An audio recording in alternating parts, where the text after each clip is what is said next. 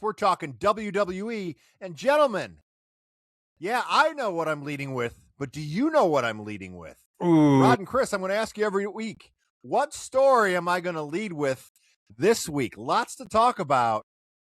You have no idea what I'm going with here. No I got clue. it. There's I no got it. chance. I got it. Chris, you If go that's what first you because got. you don't have it. Oh, you I both have it. cocky. I know it. All right. I know Okay. what he's going to talk about because it's been coming up week after week after week, and it's been crazy how often it happens. All right. These are supposed to be reinforced announcing desk, and week after week they keep breaking. That's what he's going to bring up first tonight. The weak ass reinforced announcing desk. Wow. You think I'm going to go with a broken announce table to start with? I don't know, Rod. That's a pretty good one. How about, what do you think, Rod?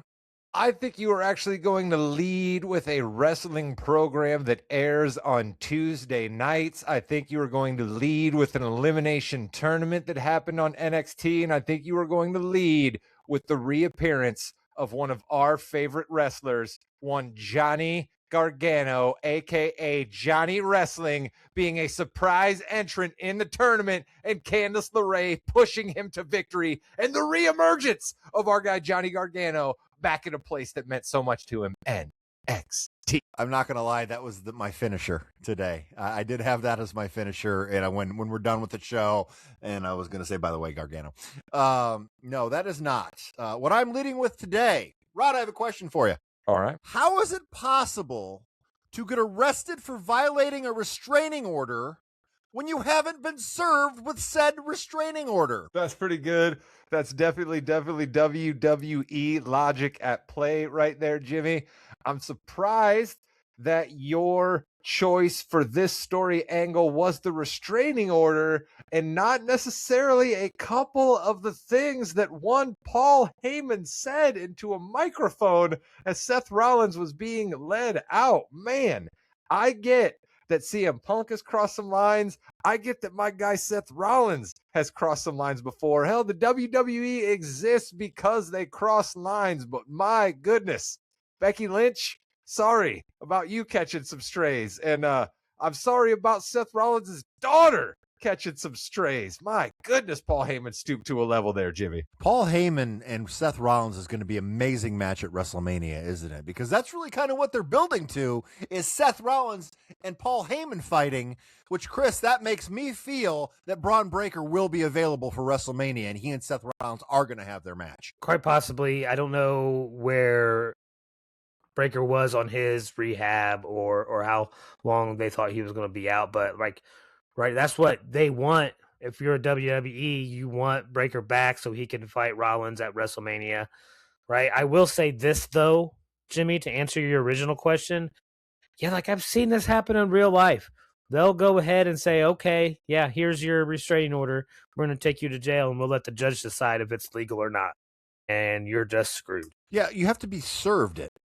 You have to be served the papers. Like the guy who did the Lion King joke was on stage and they served the papers on stage. No, you got to serve them first. No.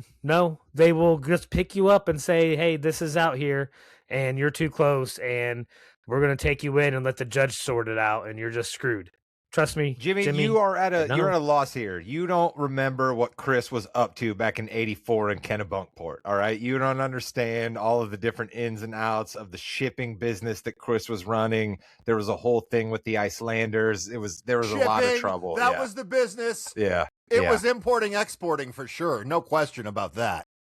I have no idea. Anyone listening, I really don't know. I'd never met Chris in person before, so I don't know. He could be a robot for all I know. Chris is actually just AI. He's AI. There's no more perfect AI than Chris. I'll tell you. That's why I don't have an age. Chris, it's true. You are ever living.